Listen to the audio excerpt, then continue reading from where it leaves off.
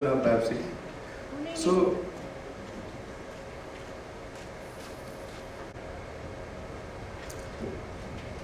yes, good afternoon everyone. So why to choose sural nerve for biopsy? As we all know, sural nerve is purely sensory nerve of the lower limb, and it's anatomically present constantly between the lateral malleolus and Achilles tendon. And after excision of the nerve, there is minimal to no sensory deficit, and it supplies the lateral posterior lateral part of the lower limb and lateral part of the foot. And now coming to the origin and formation, sural nerve is formed by union of medial sural nerve and medial sural cutaneous nerve. These are all the branches of sciatic nerve, which give branch to tibial nerve and common fibular nerve. Common fibular nerve again give branches to lateral sural nerve and medial sural cutaneous nerve. So, how to palpate sural nerve clinically for biopsy?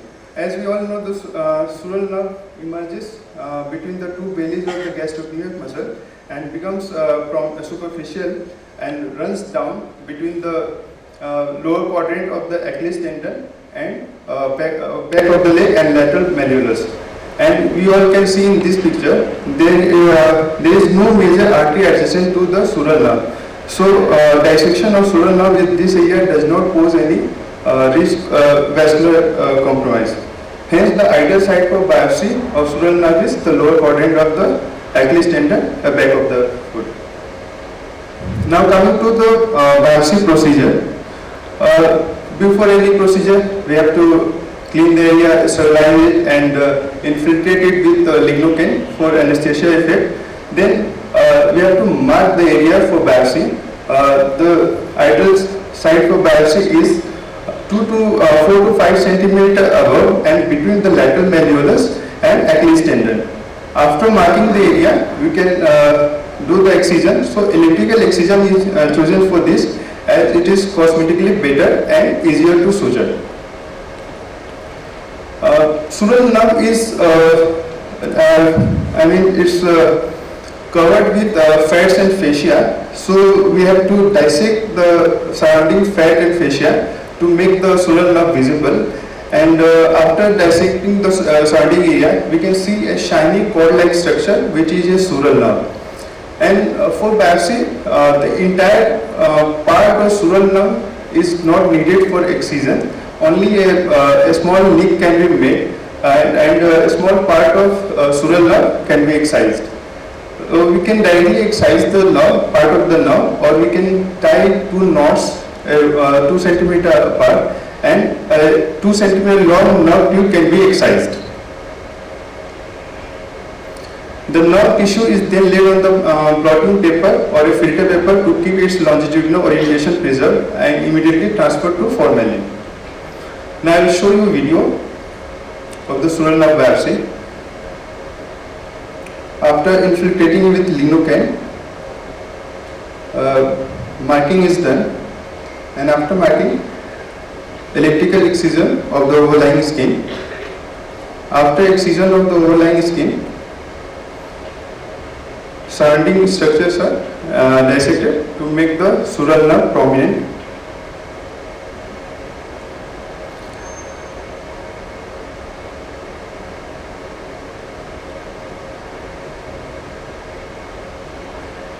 And a blunt forceps is placed below the sural nerve to make it prominent and stretched and stable, so that the part of nerve can be excised, and the part of sural nerve is separated with forceps.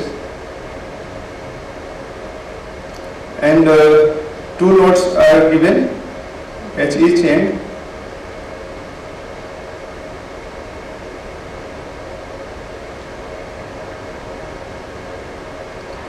And after that, a part of sural nerve is excised.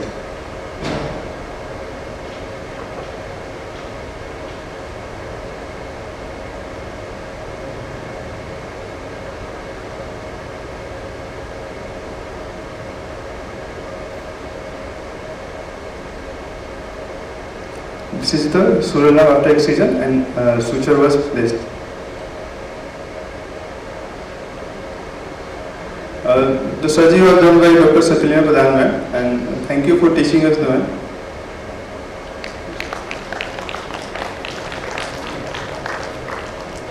Yeah. This slide is covered.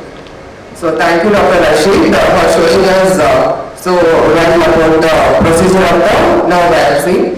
See, after any procedures, we always think of complications. So here, what are the complications? So it is like hematoma. So for hematoma, whenever there is a hematoma, what are we going to do?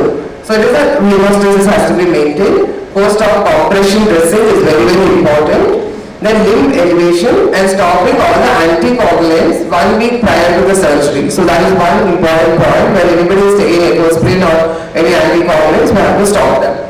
And then about the muscle herniation. So whenever after surgery there might be muscle herniation. So we have to suture it properly, even securing the fascia below that. So proper closure of the fascia is important. And then wound dehiscence, there is adequate rest and support, gives a lot of improvement. You don't have to do anything, masterly inactivity is enough. And then about the wound infection, maybe that is very less. In our scenario, we don't have that much of infections, wound infections. But whenever there is infection, we need to be careful and then give appropriate antibiotics. And coming to neuromas, because any transected nerve can be sutured into the surrounding muscle. Usually here, whatever has been shown, the two edges we just leave it into it and then other parts we suture. So but whenever we just have to reduce the neuromas, we can suture these ends into the surrounding muscles.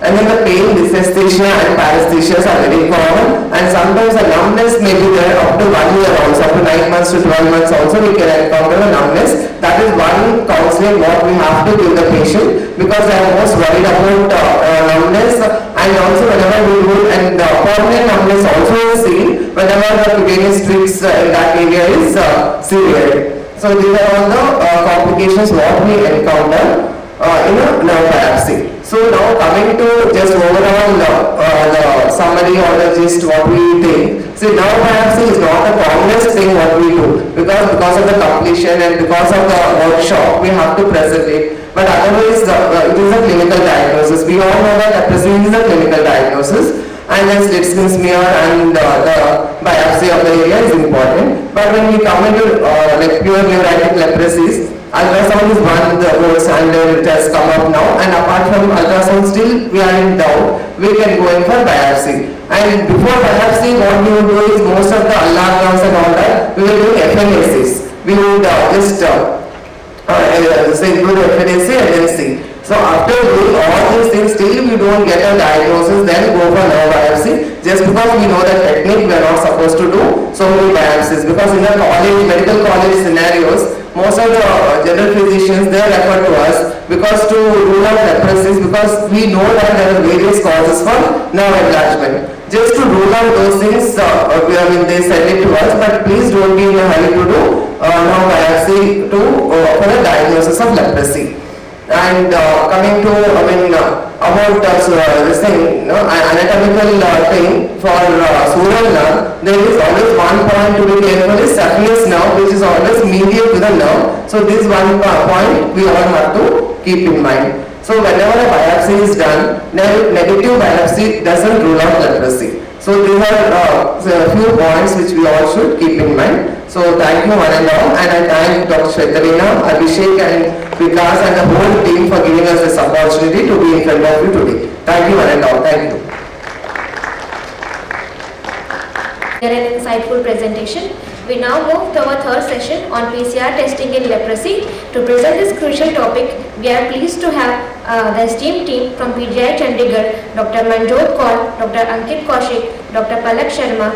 I request the team to kindly take over the session.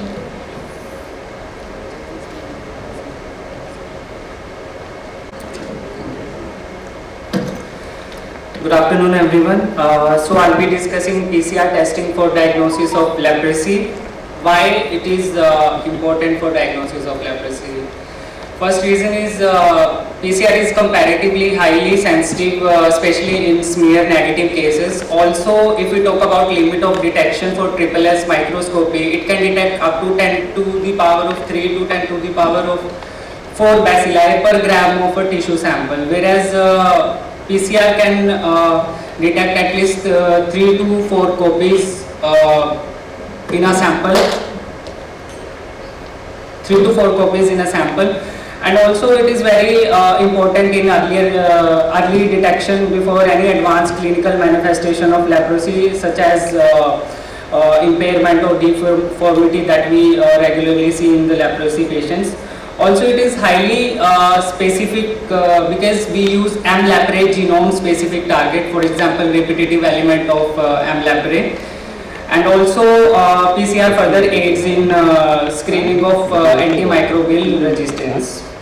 So what are the targets that are being used for diagnosis of leprosy? So first gene that we'll talk about is SOD-A gene, which codes for superoxide dismutase A. It is involved in protection from oxidative stress, and it is also a very specific molecular marker for M. leprae.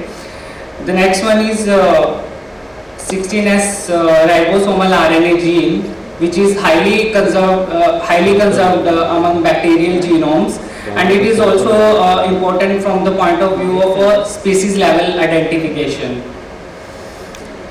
Next is RLAP, which stands for repetitive element, which is present in M. leprae genome. It is a non-coding repetitive DNA sequence. It is present in approximately 28 to 37 copies per genome, and it is highly specific to M. leprae, so it eliminates any chance of false negativity when we are screening the samples.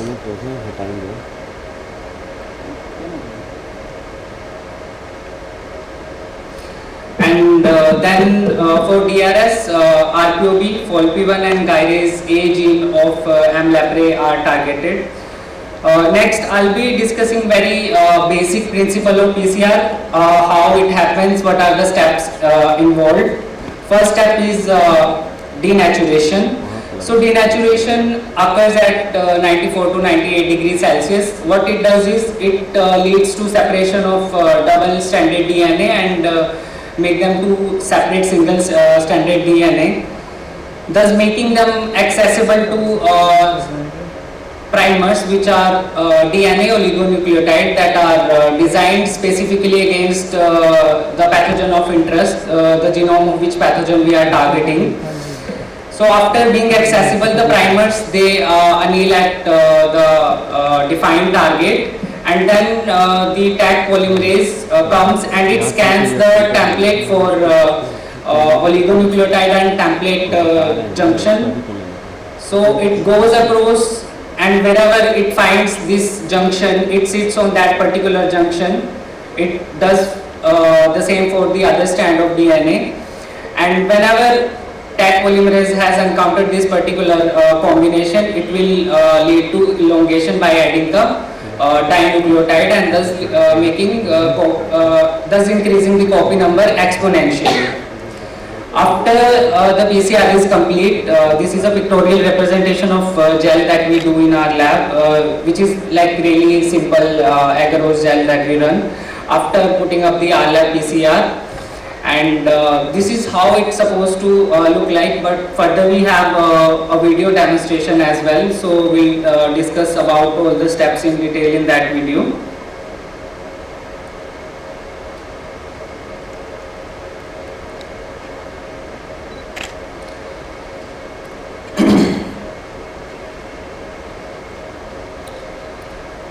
So I'll briefly discuss about the component of PCR reaction first, whatever we are going to need.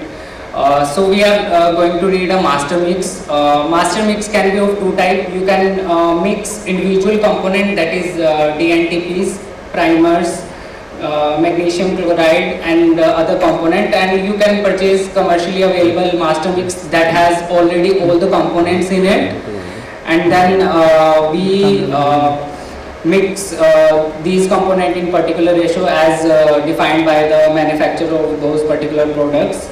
So as we can see here in this video, we are using two sets of primer for our lab.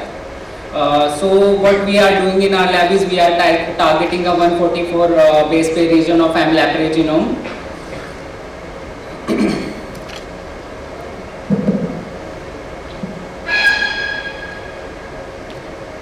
So another thing before putting up a PCR reaction is to make sure whatever area we are putting up the reaction in, it should be clean thoroughly, firstly with the hypochlorite and then with 70% ethanol, just to eliminate any chances of contamination that can give us false positive or false negative.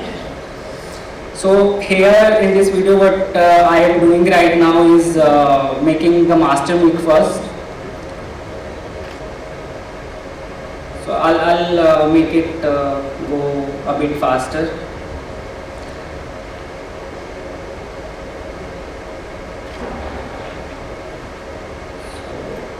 Okay, I'm going to stop here. So another important thing is, first, whenever you are putting up a PCR reaction, you have to see how many samples you are screening.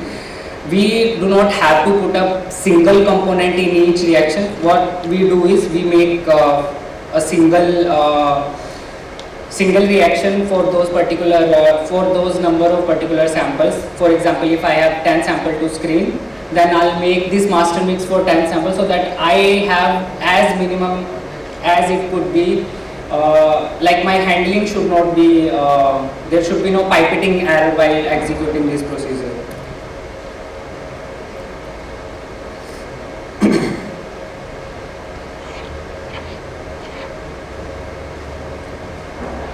So after adding up all the components, we have to just thoroughly mix the master mix and then divide it equally as per the reaction requirements. Another precaution that we should take while putting up PCR is we have to keep separate both station. The one station where you are preparing your master mix and another station where you are going to add your DNA to the reaction. Because if you mix the two in a single space, it will lead to lots of false negative as well and false positive as well. And it can lead to contamination of the entire primer stocks, and that might lead to further compromise of the results. So here I have already added all the reactions. Now we add DNA sample. That this we do in a separate area in our lab.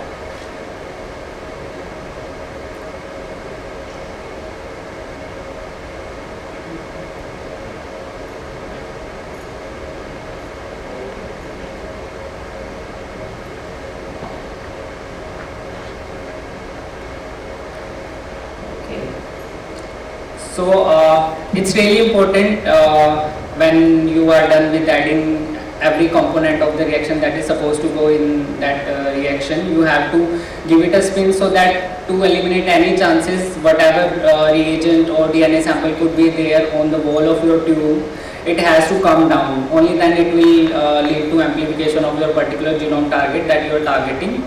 So this is the program that we follow for this particular genomic target. We choose 35 cycle and 3 steps. It is a 3-step procedure, which is denaturation at 95, annealing at 58 degrees Celsius, and then finally elongation at 72 degrees Celsius. After the PCR is done, we proceed for running the gel, which ultimately tells whether a particular sample is positive for AIIMS genome or not. So this is the basic setup that we use in our lab, and that's how we visualize our result. This particular gel is for RLAP gene. We are targeting 145 base pair region of AIIMS genome. So that's how we screen the sample for presence of AIIMS. Thank you.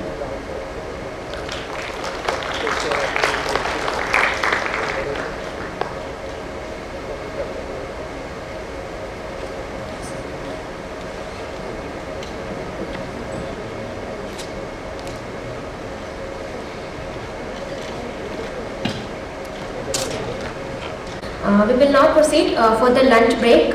Kindly be back by 2 p.m. at the Department of Dermatology, 4th floor OPT building, as we will begin our workshop session. Thank you.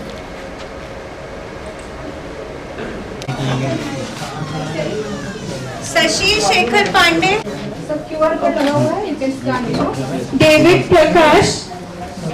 Please come to station 2. We are starting. We will be demonstrating it. We will show you the kit that you made to prepare so that you keep it ready in your medical centers and you have it ready to go. So, other than that, what are the sites that you usually take specimens here? Or what are the essential sites or any sites that you have? Any site where is hypostasia. Yes, that's a very common option. Any area which is infiltrated. You don't want to go for the ectopic depressed areas.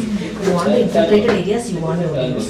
So if it is a BT towards the lesion, you take it from the erectus. So that is comes under the heading of lesional skin. So lesion skin is definitely a must. So any idea according to WHO how much is recommended? What are the nerves in leprosy? What are the nerves in leprosy? Is a multi-system disease. So this is earlier deviation is Okay, and the accessible sites only we will test. It does not mean that other nerves are not involved. Okay, but the accessible sites we will test. So for the this is nerve. for partial, sorry, complete We have to what? Make the patient comfortable. Then second step is on the open eyes, we have to test and make the sensory test first. After the patient understand, then we will go so abnormal, not from the abnormal to normal. That is also important.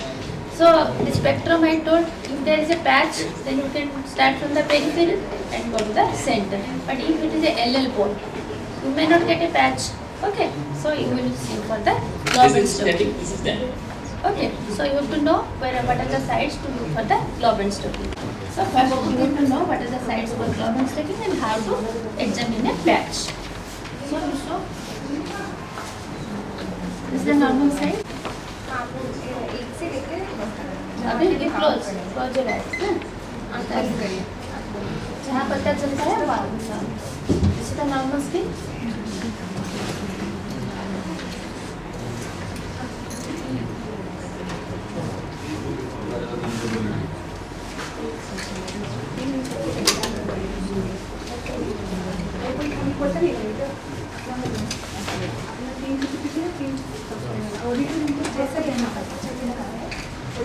So there may not be anesthesia completely. If there is 100% anesthesia, it is easy to recognize. But if it is hyperesthesia, what she is doing? We have to compare the normal side. You can take another, you can clear on अपना innovative निकल सकते हो, ठीक है? So what in my area I ask, देखो ये 10 रुपए जैसा लगता है, तो ये कितने रुपए? देखो मैं ये अगर आपको 10 रुपए जैसा लगता है, तो यहाँ टच करने से कितना लगता है? This is the figure of 8 split. Basically, it is for botanic deformity or patient having some swan neck deformity. We can use Same this figure. split. अच्छा, and बंद करके ये बताना है, ठीक है? Similar figure of 8 split in the different point of Same pressure. figure? So we use Yes, botanic or same. swan neck. Okay, likewise we have to test. That's it. So this is a thumb spica split. So this is a thumb spica split. Basically, most of the time patients will complain of APB, injury or DFC injuries or then we can ये नहीं होगा ना, ENL भी आएगा. He is presented with ENL. Then we can use this. So And also we we could can not use for find. यहाँ पर लगता है सोना पे नहीं है बस घाव होगा. Okay. So he is telling that there is no difference in sensation. Okay. Yes. So possibly it may be lepromatous pole. Then we will see for the in the lepromatous what I told. Yes. We have to check for the globe and stolon anesthesia. So you can see in the इधर कर लीजिए. Hand side of this the is a arm, double 1, double 2 split. and 3 and 4 is the radial side. Tenodosis 1, split. 2, So this is a tenodosis split. 3 and 4. Basically, 3 and 4. when patients Tip here. Tip. have any You count sort of 1, 2, 3, 4, 5, graph, 3 here, 6, 7, 8, 9, power 10. graph, Okay, this you have to remember. graph. These are the 10 sides you will check for. You can check with a pin also because palm thick. So we can Bottom use में this touch and look for the sensation.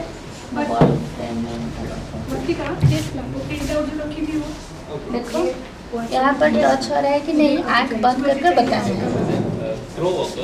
This is अगर a है chapter तो yes relief or हाथ relief देना, of ठीक है? with आँख बंद करो।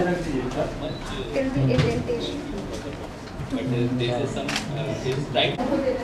Sometimes you have to play some trick, okay? Because continuous you are touching na, the patient will touch. Yes, or and. So you miss one beat. Okay. You can also, this is a trick to identify.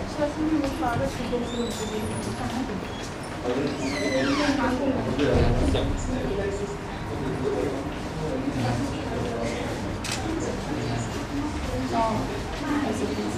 पहले क्या था? Admission के time अभी exam आया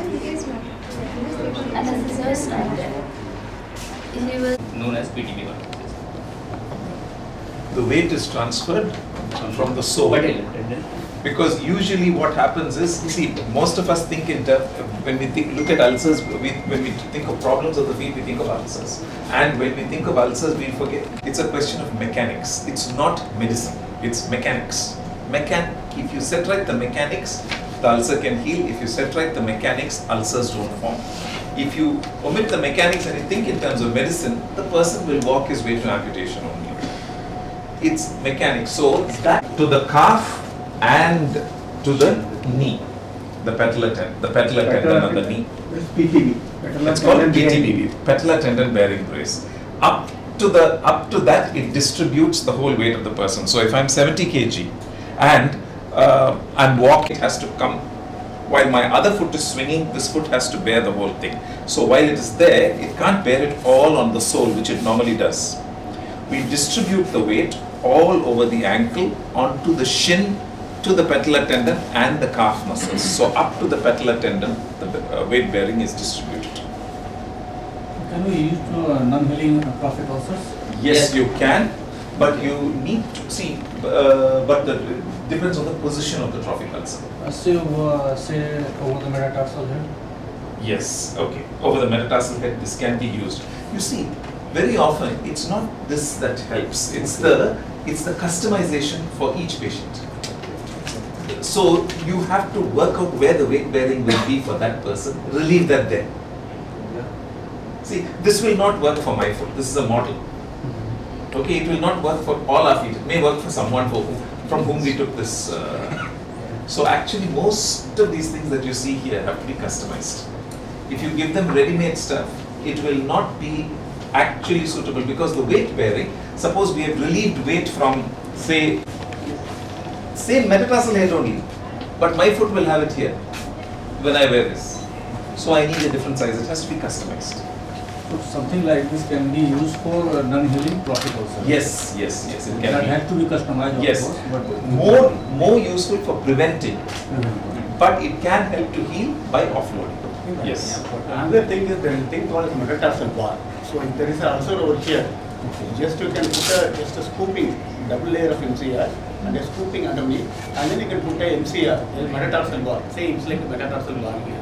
So instead of when the patient is walking, he will be walking on this. So there will be no movement at the MCR. So the ulcer or the metatarsal will come here, but the weight bearing will be proximal to that. So in that way you can prevent this. So you can prevent metatarsal bar. You can prevent an ulcer, or you can prevent a recurrence, or you can help to heal the ulcer. It's basically taking the weight away from the point, from the where the ulcer is present, Just offloading. or where the scar is present, or where there is too much of weight bearing. This is also a offloading for total offloading. It means total offloading, because pressure is transmitted when we fix this over the POP. So weight should be transferred directly over the air, and patient foot is hanging, have access for orthosis and process. So we can easily use this with the POP. So these all are the MCR rubber sandals, chappals, and footwear. Okay. So sir, you can explain. Yes, sir. The main thing about MCR, the leprosy, is there is a posterior tibial neuritis. The posterior tibial neuritis is usually when the patient will be complaining of loss of sensation over the sole. So because of that, because the loss of sensation of the sole, the slipper already slips off. So this is a particular thing. There is no back strap. This is called as the back strap. This is called as a back strap. So in order to prevent this particular slipping away of the slippers, we have to put this back strap. But for a normal, just a early patient of the leprosy, for them he doesn't have a posterior tibial neuritis. At this point of time, you can give this sort of, this is called as a Hawaii chapel. This Hawaii chapel you can given for that patients only, without a posterior tibial neuritis. This is a ordinary leprosy patient without any neuritis. They will hold the slipper in place using their intrinsic muscles. Yeah, whereas usually if the intrinsic, as he says, the posterior tibial nerve is paralyzed, then the intrinsic muscles will not work. So they can't hold it between their toe and thing. So when they walk, they will not realize that their slippers have come off. They would have left as, you will find that the person has lost one slipper and is wearing the other slipper. And if you ask him what happened to it, he lost it. He doesn't know where he lost it because while walking somewhere it's come off. He's not been able to grip it and it has fallen off, doesn't realize. So the person will come only with one slipper. Another thing is because it is going back, there's a posterior aspect of it, there will be a chance of getting ulcers also. So that's why we give this back strap. But if the heel tissue has to be bunched up, because of excessive weight bearing, and so if you bunch it, if you bring it closer together, it will bulge downwards, then you have to, if you need that, you don't only need a back strap, you need a heel counter. This is the heel itself. So this is the heel counter. So this is without a back strap, this is with the back strap, and this is with the heel counter. The last part. You here, if it is gripped like this tissue bulges out. If I grip it here, this tissue bulges out. So a little more fat comes to play. If the person with a heel ulcer has a heel ulcer, that heel ulcer gets lifted up a little bit because the fat is being compressed around it. The scar gets, so it will help. So it's better that this will not help with that because the fat pad will still flay out, the heel pad will still flay out, and the heel ulcer or the scar will still be bearing weight. Whereas this one will grip it closer, press it together, and lifts the scar up. Or because the fat bulges downwards, and the scar will dimple here, and it will move inwards. Then it will not bear weight. So that's why you need the heel counter. Another point is he will not be able to. So if the dressing is there at that point of time, if he can. So if they have got a big ulcer and you can put a, see if you have got this much space. So it is again after the swelling has subsided, you can put it like this. So it can be utilized. So this is the way of staining. We have to select a clean glass slide. It should be without any break. It should be clean. It should be without any scratch marks. So we have to select a proper slide and we have marked the area where we have prepared and we have to see the quality of the smear also. It should be around 5 to 7 millimeter thick and it should be around, ideally it should be 80% of the smear should be transparent. Okay, so that if you are so it again we redistribute the pressure area over the particular. That's why we use the microcylinder mostly insensitive. So here this is the microcylinder. This is the tip of the face also have pressure, only when there also is help in relieving the pressure area. And this is every time you can also see being giving the cushioning and not, it is not for basically it's not for healing the ulcer but for the prevention. Temporal, zygomatic, buccal, mandibular, and cervical. Then you will come to the neck.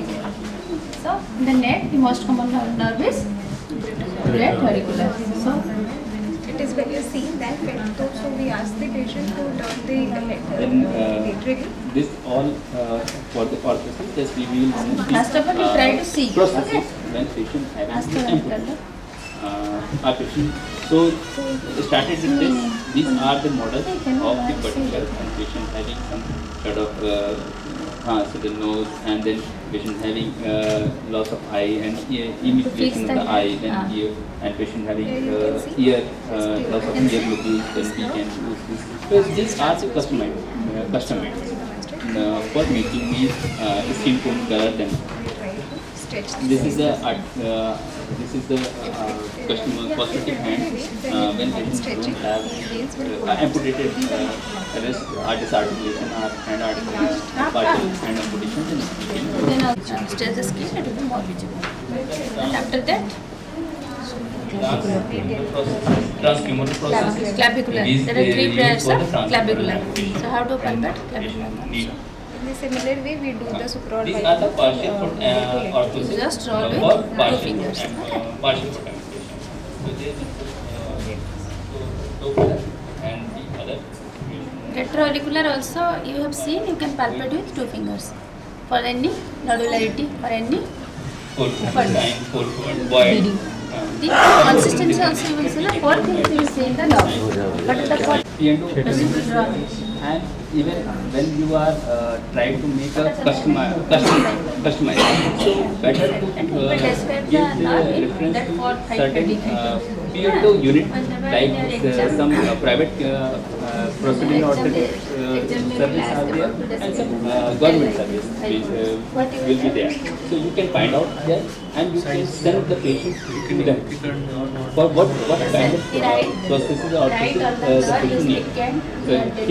If you tell them you customize, then we will definitely make the custom for the patient.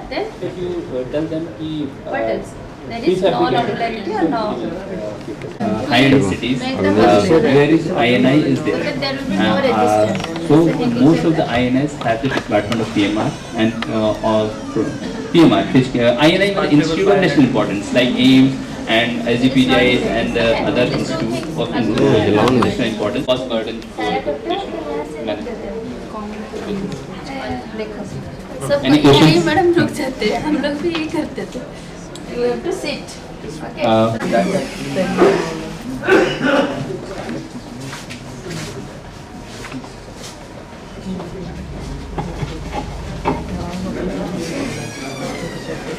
the ideal site for biopsy also. Biopsy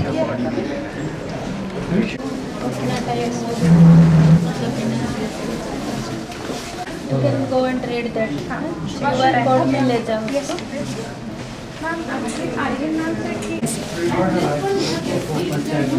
The globis are there, which are live pumping. You will see that uniform.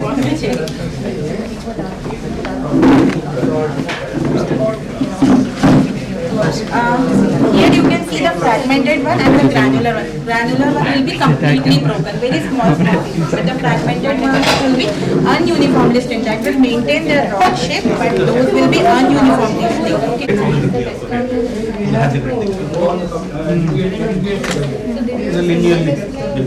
No, this is the fragmented one.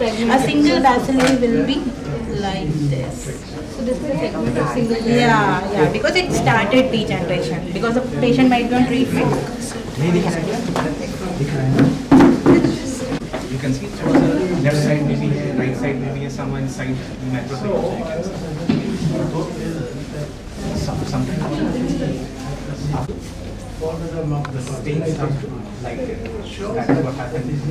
Otherwise, you could have seen a very good blue background. You can see now. White stain because you can see the blue and red will be very broken. It is not like this because here it has maintained that rod shape, but here it is completely broken and small pieces. That is actually the granular one, and these are actually complete dead ones.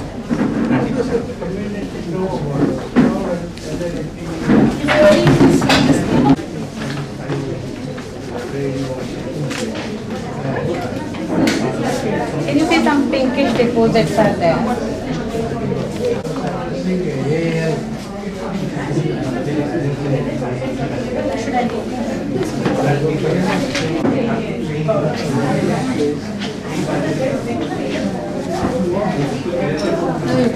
But if you are looking for individual patient, you will need more. international guideline, WHO currently recommends 3 sites. That is 1 year lobule plus 2 from the lesional site. So if you have 2 lesions, take it from separate lesions, and if it is 1 lesion, how do we do it? Diagonally opposite. So diametrically opposite, as far away from us as possible. So there are 3 sites. NLEP currently recommends 4 sites. So that is just add 1 more ear lobule. So both ear lobules and 2 lesions. Any other sites which we find useful. I think somebody here mentioned eyebrows and chin. They are also old sites, but currently we don't prefer too much on the face because nobody wants the incision done on their face and disfiguration and all they are worried about. So face is not a great area now. Ear lobule is still preferred, lesional sites are preferred. In the lesional, which sites do you prefer? We have a lot of different lesions. Which type of lesions do you want? But we should not comment on that. You can see the artifacts and the mistakes you can make while doing the microscopy. That is also focused there. Artifacts. You see, there are some pink colored stain deposits.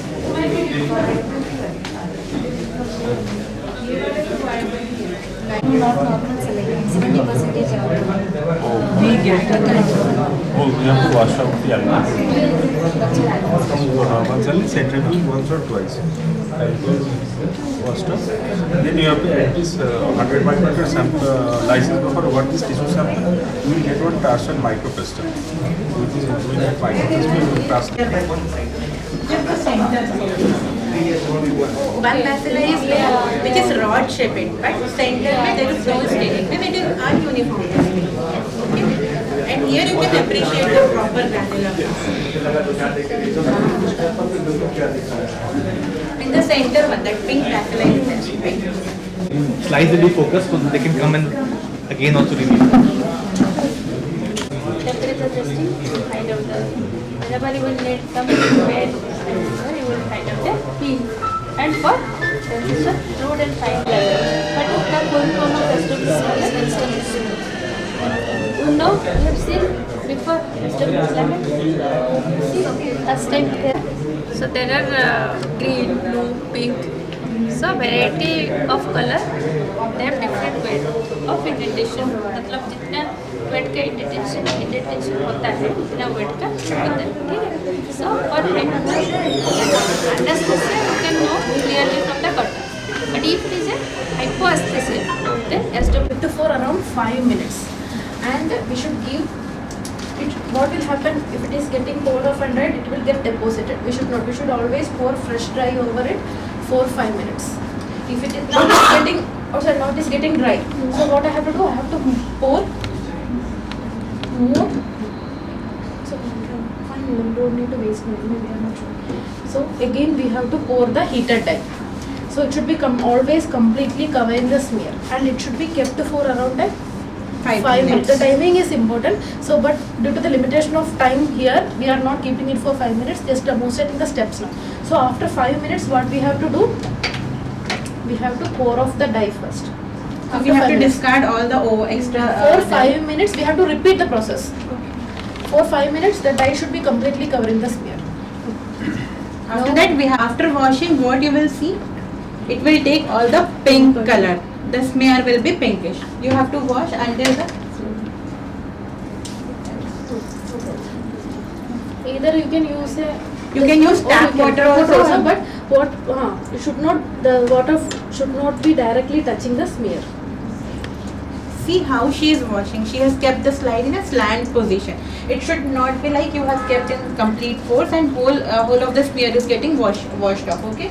We have to take care of that also. So she is holding the slide in a slant position and then she is washing it from the above, like the water is going from above to, like from above down. Water is falling over my hand only, and it is falling in a slow motion. And we should wash until the clear water comes out of the slide. And now also that pink water is coming, so we have to wash until that normal water comes out.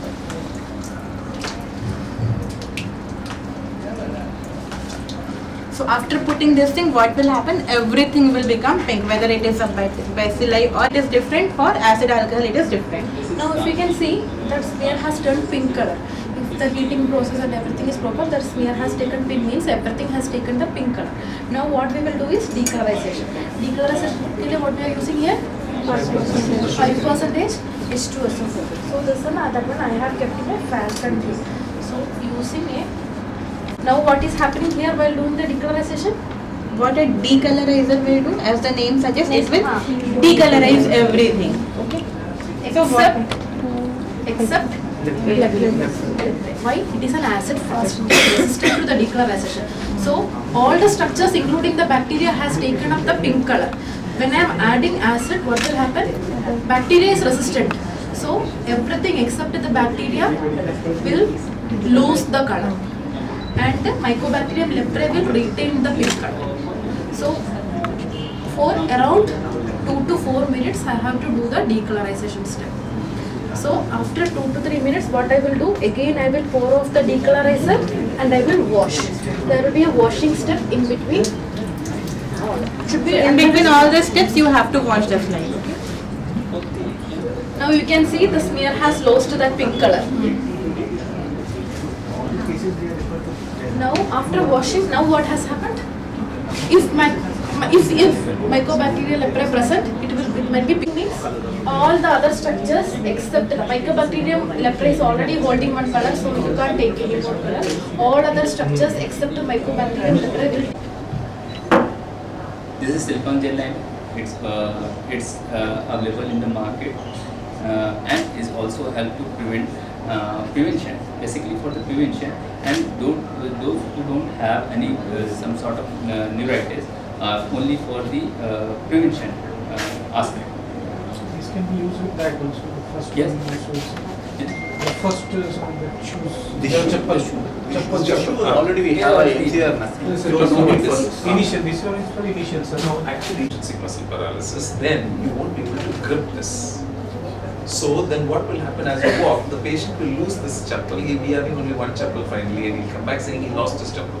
Because he wouldn't have realized that it has come off. Because he has no pain, he has no sensation, he would have lost this, he or she would have lost the chapel. But they would not paralysis. So they will lose this. So if they have intrinsic muscle paralysis, then you have to give them this with a heel counter, with a back strap. so that one. So this one is for initial. That This is for back strap. This is for ordinary shoe, you can just put it.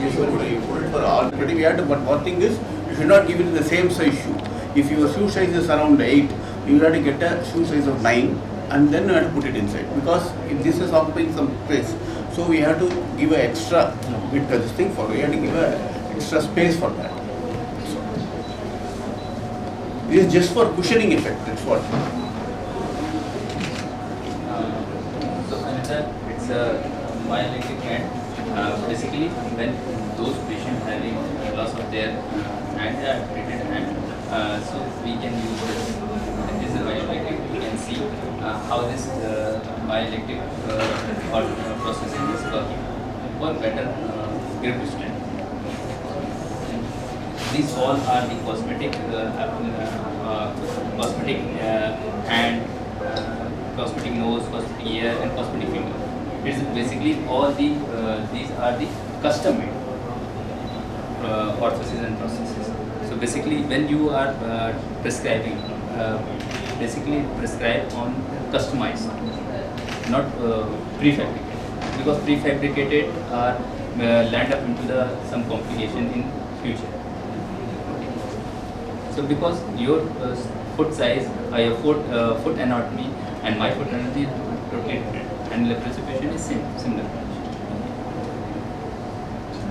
Leprosy point of view, sir. Also one, the last one, sir. PTV. Yes, you can use it. Redistribute the pressure. That one will be used. But for the prevention, it will be much Most better. of these things are useful for prevention. If you had an ulcer, if there is an ulcer, usually we make a plaster cast and we leave a window for regular dressings. But the dressings are not important. But basically in trophic ulcers, it is the redistribution of the weight to other areas that is necessary. Because ulcer, it's not the dressing that counts, it's not the antibiotics, it is the redistribution of the weight. Mechanics, it's not medicine that heals the ulcer, it's the mechanics. Because healing is a natural process, it doesn't require any medicine. Okay, but only thing is, you should not keep on damaging it again and again and again, you should allow it to heal. To allow it to heal, you have to off.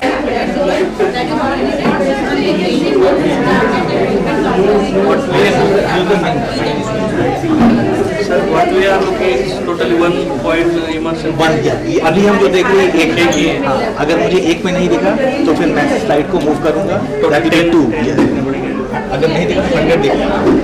If you're not getting then it depends. If you're getting a lot of them in 20-25 seconds, then you can say they are making the conclusion. One circle is coming, that is one field. As you move your slide, another field. If that is the field, there is one pattern. Ideally, you should so that none of the fields are very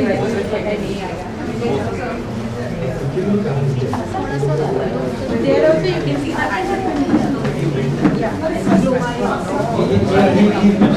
here you can see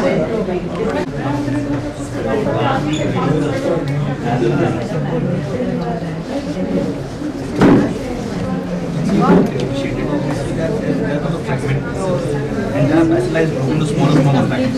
When if you look at this slide, you see that most of them are completely red.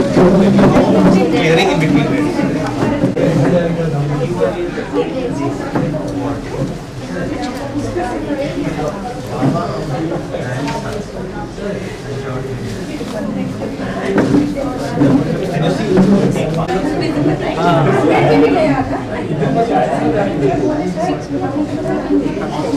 तो ऐसे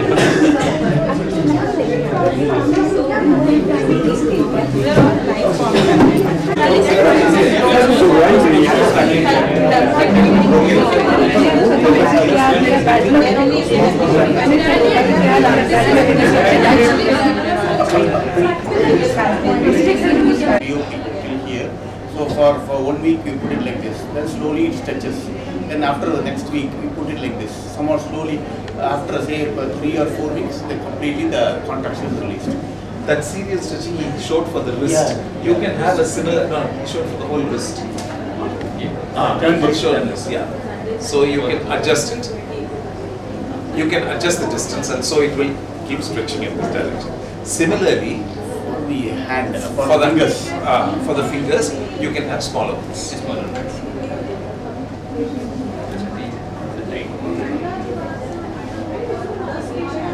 So this is, you stretch it out and then continue the stretching just by turning that. Just like that. This is neutral. When you try it. So every day or every 2 days you give 1 turn. Then after another 2 days you give another turn.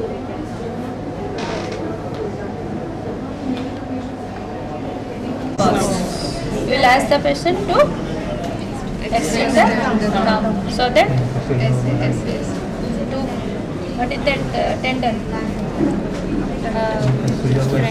abductor pollicis longus and abductor pollicis brevis is anatomical snowbox.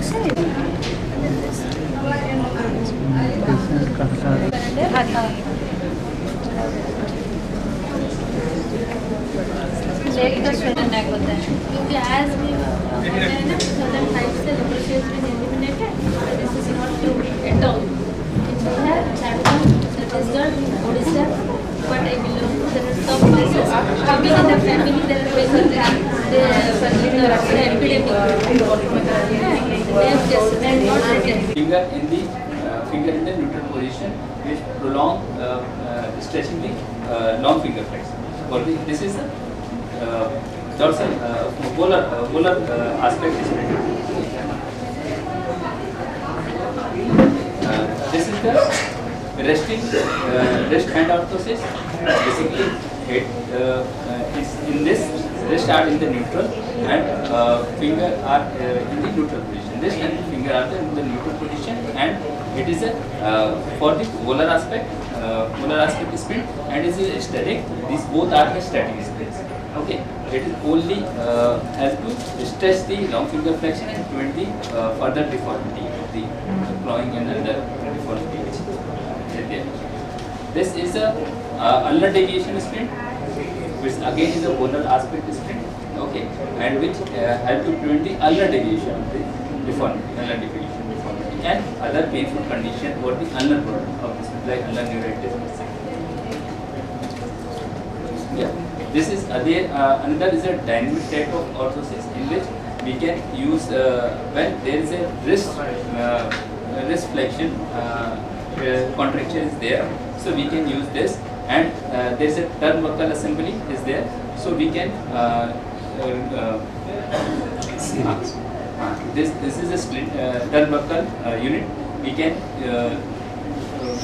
stretch serial stretch for improve the serial stretching. We can move this and we can use this for the serial stretching or the wrist joint. Okay, you can see that mechanism.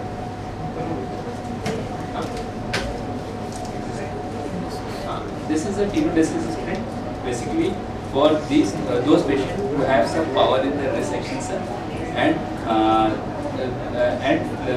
there is no power in the finger grip is poor, so we can use this for the graft like pincher and pincing graft. Then so this is the dynamic of the split. So basically in this is a dorsal wrist hand orthosis. So here we can use this for the MCP joint. We can also use help for long finger stretching the long finger. You can see that there is a stretching of the long finger. Hello. And there is a row of, you see there is a rocker bottom sole is there, and it helps to prevent the for the pressure redistribution of the foot. In the BI and MI, so that we know the vascular load and how long to treat and prognostication, and also in detection of relapse. One more is that this scrapings can also be sent for antimicrobial resistance. If you prefer not to take a biopsy, this is still acceptable in most labs. So these are the 5 indications.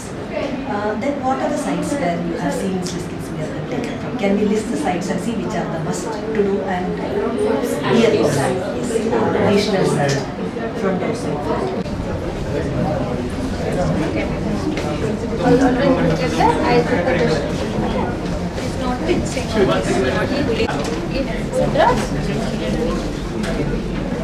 Because this is very important. Why? To know the negative. That's deformity को avoid कर सकते हैं. Look at the patient first. First you palpate, then you roll your fingers to see for any tenderness. Then you extend your fingers. Look for any what?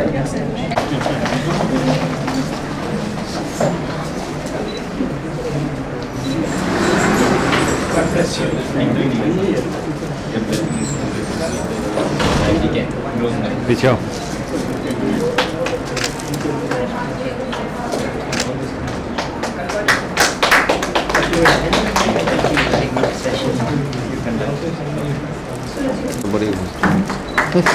सीधा ही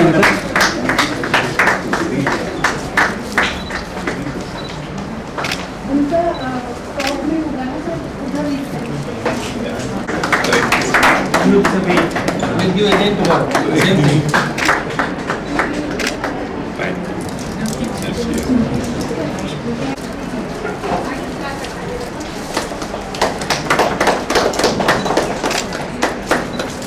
Dr. Soumya.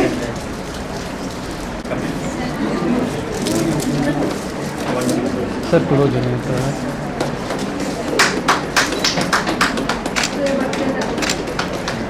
Dr. Vantika.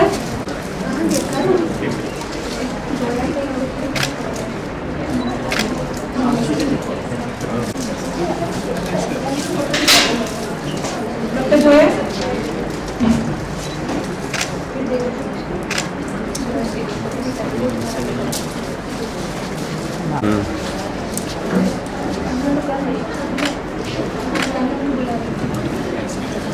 Dr. Subhasri.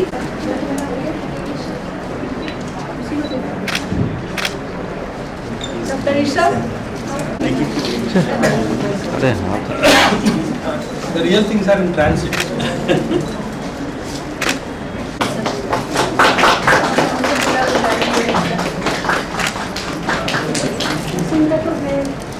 Thank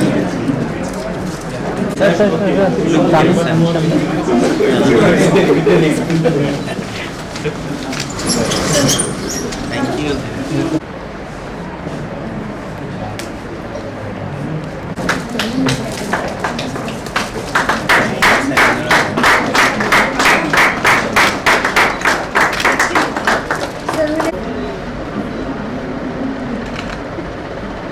LEPCON आ रहा है ना ऊपर?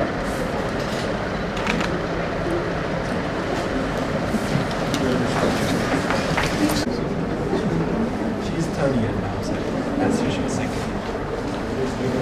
नहीं सारे PGs All the best. 6 PG और कहाँ गया राजेंद्र असीम सर के असीम sir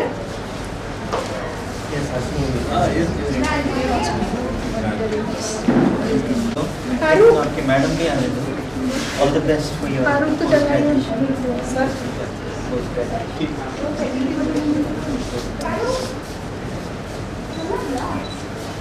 You have a good teacher.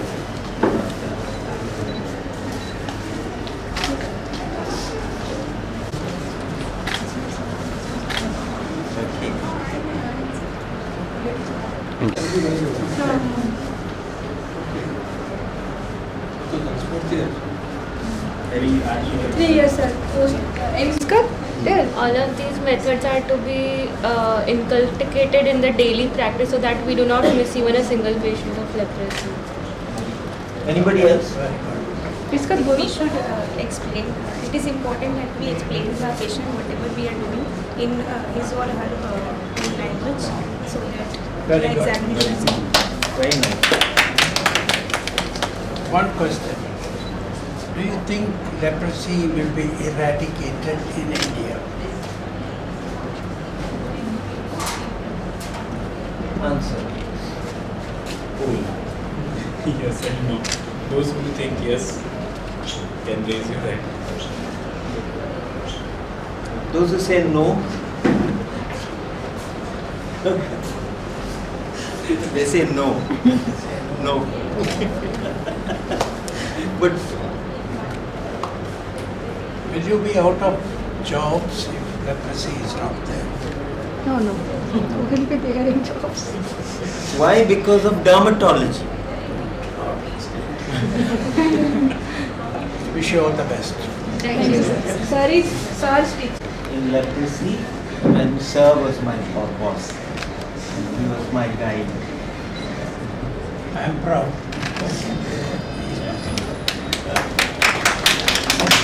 So every teacher is proud of their student if they achieve something because it is the only earning of a teacher.